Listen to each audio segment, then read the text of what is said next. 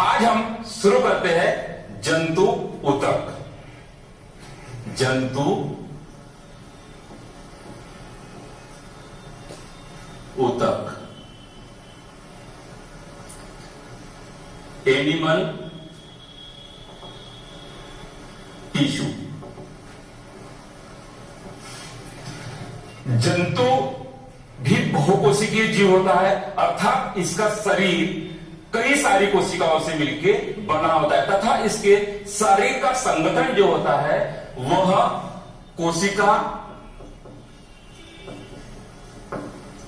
कोशिका से ऊतक, ऊतक से अंग और अंग से अंगतंत्र तथा अंगतंत्र से इनके शरीर का निर्माण होता है। इस तरह से शारीरिक संगठन बहुकोशिकीय जीव में पाया जाता है। लेकिन हमें इसमें से कोशिका पढ़ चुके हैं और हमें इस ऊतक के बारे में अभी यहां पढ़ना है। तो ऊतक की परिभाषा हम पहले भी देख चुके हैं कि कोशिकाओं के समूह को हम ऊतक कहते हैं, जिसकी उत्पत्ति, संरचना तथा कार्य समान हो, अर्थात यह किसी विशिष्ट कार्य करने के लिए सक्षम हो, ऐसे कोशिका के समूह को हम ऊतक कहते हैं।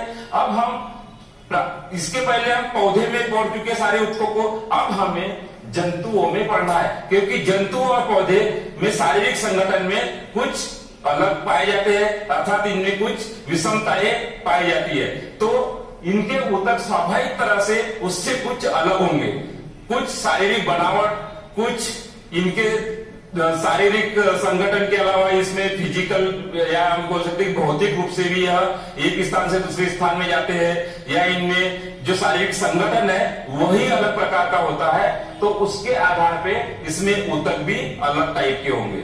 तो ऊतक जो हम अगर हमारे शरीर में हमने जब इंट्रोडक्शन पढ़ा था, परिचय में हमने ऊतक के बारे में जंतुओं के कुछ उदाहरण दिए थे, लेकिन अभी हम यहाँ पे और कुछ चीजों को आइडेंटिफाई करते हैं कि हमारे शरीर में ऊतक किस प्रकार के पाए जाते हैं। अगर हम उदाहरण के तौर पे देखा जाए तो मनुष्य भी एक बहुकोशिकीय जीव है, तो हम उसको उदाहरण मान के कई सारे उदाहरण ऊतकों को हम यहाँ पे पहचान सकते हैं। जैसे आप मान लीजिए कि हमारे शरीर के अंदर आप कुछ गतिविधियों को आप महसूस कर सकते हो, जैसे आप श्वसन क्रिया करते हैं, क्योंकि श्वसन हमारे लिए बहुत ही महत्वपूर्ण एक जैविक क्रिया है। तो हम जब सांस लेते हैं तो आप छाती के पास में आप कुछ महसूस करोगे कि आपकी छाती के पास में क्या होता है, प्रसारण होता है, तथा जैसे हम सांस छोड़ते हैं तो यहाँ पे क्या होता है, शिथिलन होता है। प्रसारण और शिथिलन, जैसे सांस लेते हैं छाती का यहाँ भाग जो है ऊपर आता है तथा फिर नीचे जाता है। ऐसा क्यों होता है? क्योंकि यहाँ पे भी कुछ पेशियां होती है जो कि शरीर में गति प्रदान करने का काम करती है। हम जो ऑक्सीजन लेते हैं वो ऑक्सीजन हमारे फेफड़ों में आती है तथा फेफड़ों में एक रुधिर, पतली रुधिर केशिकाओं का जाल बिछा होता है तथा वहां पे गैसों का आदान प्रदान होता है। वह ऑक्सीजन रुधिर के माध्यम से शरीर के विभिन्न भागों में पहुंचती है। अब देखिए यहाँ पे रुधिर का नाम आ रहा है।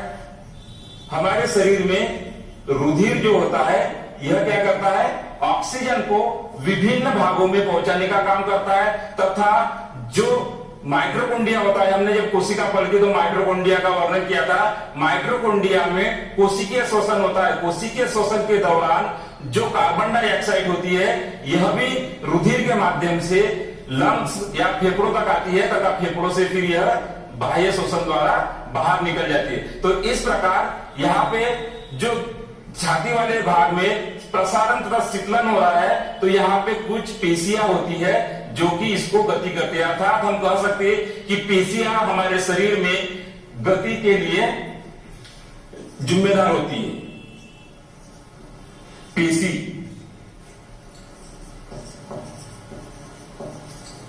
और कुछ पेशियों को हम आइडेंटिफाई या पहचान कर सकते हैं। जैसे हमारे शरीर में हृदय होता है, हृदय क्या करता है, हमारे शरीर में यह रुधिर का सर्कुलेशन या परिवहन पूरे शरीर में करता है। यहाँ पे इसमें भी संकुचन तथा प्रसारण होता है तथा शरीर को विभिन्न भागों में यह भेजने का काम करता है। तो रुधिर जो लंग्स अपना हृदय होता है, यह हृदय भी किसी पेशी का बना होता है जिसको कि हम हृदय पेशी कहते हैं। हृदय की एक विशेषता होती है कि यह जीवन भर धड़कते रहता है और यह कभी भी रेस्ट नहीं लेता।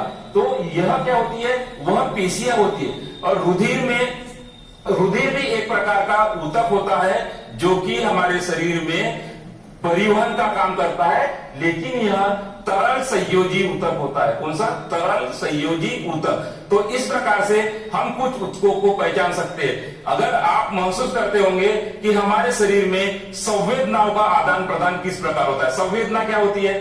संवेदना, आपको किसी ने चिमटी ली तो आपको महसूस हो जाता है कि यहाँ पे कुछ हरकत हुई है तथा वह मस्तिष्क में आता है तथा मस्तिष्क से तुरंत वहां पे जिस भाग में हमें चिमटी ली है हम वहां से हाथ हटा लेते हैं। हमारा पैर अंगार पे पड़ा, हमारा पैर फट से वहां से अलग हो जाता है। उसका रीजन ये है कि हमारे शरीर में ऐसा कोई तंत्र है जिससे कि हमें उन संवेदनाओं के प्रति सचेत करता है। तो उसको बोलते हैं हम तंत्रिका पेशी। तंत्रिका पेशी, तंत्रिका ऊतक, ठीक है।